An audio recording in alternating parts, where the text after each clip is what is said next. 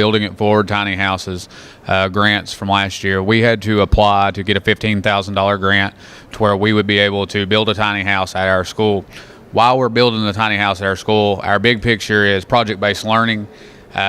Yes, building a tiny house obviously is a huge project, but the way that we approached it was through 3 of our different career pathways. We have engineering, which I'm in charge of. We have carpentry, which Mr. Bowling's in charge of.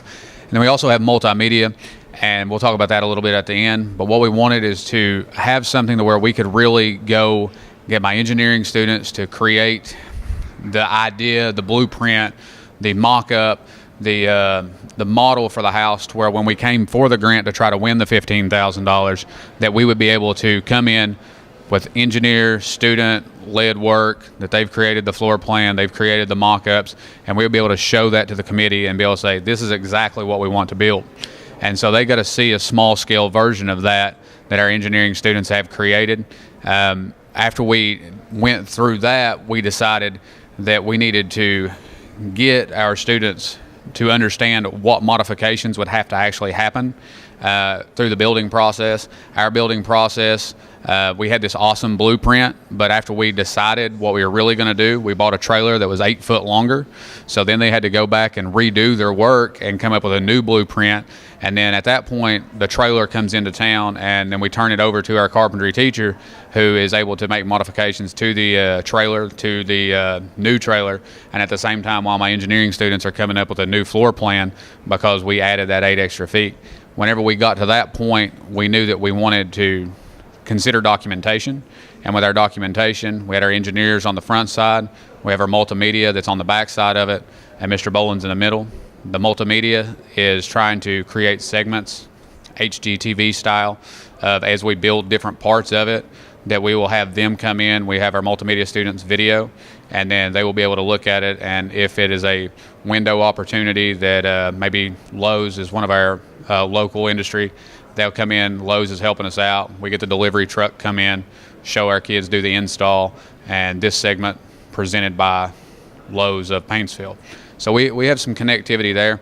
But the big thing is, when the trailer came into town, everybody's really excited, and we thought we was going to be ready to start, but there's a lot of modifications that had to go from day one. So we'll let Mr. Boland talk about some of those. Yeah, once we got the trailer in there, we'd ordered the trailer, and it's like any other construction site. There's always modifications. And once we got it in there, we realized that we was going to have to make some standoffs for the trailer to utilize the maximum amount of space, because in a tiny house, if you all watched any of the episodes, you've got to utilize every little bit of space. So we went ahead and had our agriculture department's got a welding instructor, and we had his welding team weld some standoffs.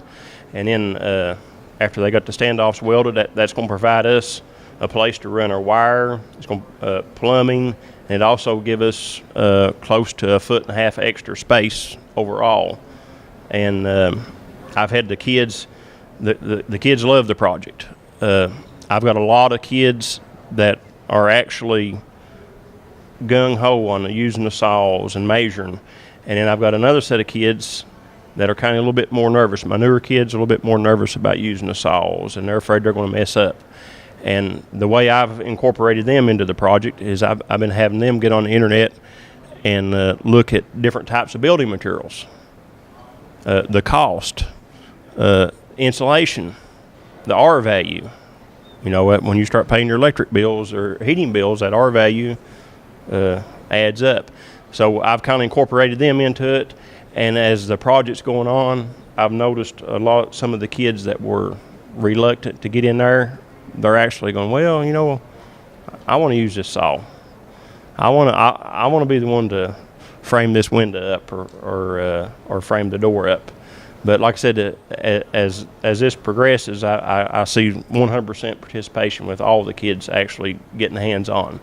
But like I said, right now, that's why I told them, you know, what's important on the research is when we start to build different types of building material that's out there. You know, we might find something a little bit cheaper. You know, if you all have ever built a house, you know, the cost, that's the number one thing. You want to keep that cost down.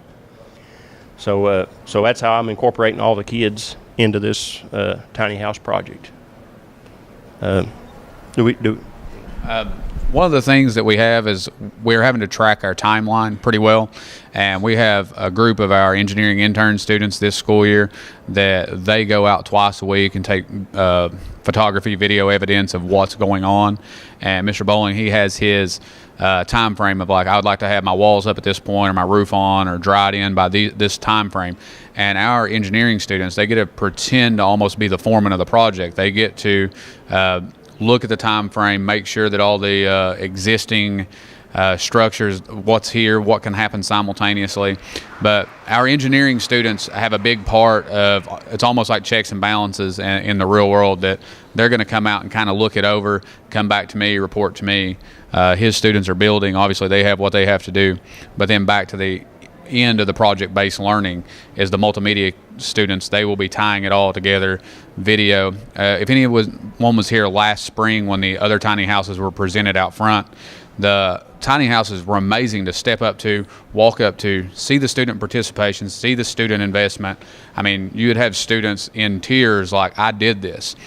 Our students will be there in the same capacity, but we'll have a television up, and we'll have every step of the way, the people who made the original design, all the way up to the video segments of people installing the windows, and it'll be playing on a loop, and that's where the multimedia students will be able to have their product on display also. So we'll get to see our floor plan, we'll get to see their skill set, we'll get to see the multimedia's documentation, and we are able to bring in a lot of other groups in our building at the same time.